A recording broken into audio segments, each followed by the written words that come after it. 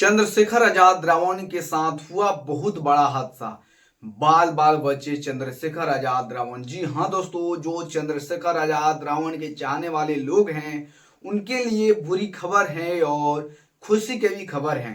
दोस्तों, ये जो हमला हुआ है, कानपुर से दिल्ली के लिए रवाना हुए थे चंद्रशेखर आजाद रावण। जो वंदे भारत ट्रेन थी उसके माध्यम से वो रवाना हुए थे और उन्हीं बीच में कुछ लोगों ने उन पर पथराव कर दिया।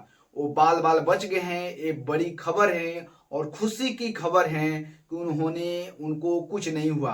वो क्या कुछ इस घटनाओं पर क्या कहते हैं क्या नहीं कहते हैं, आप वीडियो के माध्यम से समझ पाएंगे, देख पाएंगे और किस तरह से जो मनुवादी सरकारें हैं उस पर हमलावर हुए।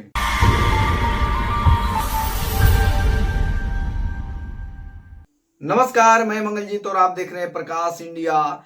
उस पे दोस्तों कहते हैं चंद्रशेखर आजाद रावण की आज सुबह में वंदे भारत ट्रेन से दिल्ली से कानपुर की यात्रा कर रहा था। सुबह लगभग 7:12 ट्रेन ने जैसे ही बुलंदशहर जिले के कमालपुर स्टेशन को पार किया तभी बाहर से किसी असामाजिक तत्व ने पत्थर फेंके, जिससे मेरे से 2 सीट आगे बैठे यात्री के पास का शीशा चकनाचूर हो गया।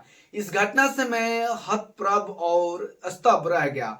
इस घटना से न केवल सरकारी संपत्ति क्षति पहुंची बल्कि यात्रियों की सुरक्षा पर भी सवाल खड़ा करता है। ऐसी घटनाएं निंदनीय है और किसी भी कीमत पर स्वीकार नहीं किया जा सकता है। एक रिपोर्ट के अनुसार वर्ष 2022 में ऐसी घटनाओं का आंकड़ा 1503 तक पहुंच गया था, जिससे रेलवे को करोड़ों रुपए का नुकसान हुआ। यह आंकड़ा सोचने पर मजबूर करता है कि आखिर इस तरह की घटनाएं बार बार क्यों हो रही है। ट्रेन पर पथराव से न केवल संपत्ति को क्षति होती है बल्कि यह यात्रियों के लिए जानलेवा भी साबित हो सकता है। यह समझाने की आवश्यकता है कि रेलवे देश की एक अमूल्य संपत्ति है और इसका संरक्षण देश के हम सभी नागरिकों का जिम्मेवारी है।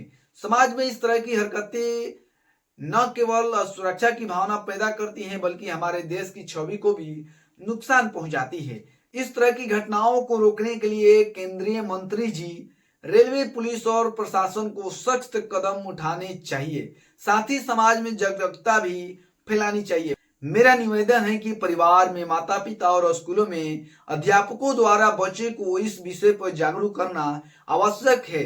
इसमें न केवल ऐसी घटनाएं कम होगी बल्कि रेल यात्रियों की सुरक्षा भी सुनिश्चित हो पाएगी। हम सभी को एक जागरूक नागरिक बनना चाहिए। यह देश हमारा है और देश की संपत्ति की सुरक्षा केवल सरकार की ही नहीं बल्कि हम सबकी नैतिक जिम्मेवारी और संवैधानिक मूल कर्तव्य है। उन्होंने रेल मंडल को ट्वीट किया, उनको टैग किया, अश्विनी वैष्णव को भी, रेल मंत्री जो हैं उनको भी टैग किया। तो दोस्तों, इस तरह से चंद्रशेखर आजाद रावण के ऊपर हमला हुआ था, वो बाल बाल बच गए हैं और इस तरह से उनके ऊपर हमेशा से पथराव होता है। लेकिन ये पहली बार है कि जो उस रेल के माध्यम से वो यात्रा कर रहे थे फिर भी उनको बख्शा नहीं गया। पूरी कोशिश किया गया कि उनको नुकसान पहुंचा सके, लेकिन अभी फिलहाल वो सुरक्षित हैं। दोस्तों, ये सारी खबरें हैं, उन पर लगातार जो हमले हो रहे हैं इसको लेकर आप क्या सोचते हैं क्या नहीं सोचते हैं, प्लीज कमेंट करके जरूर जवाब दीजिएगा। बहुत बहुत धन्यवाद।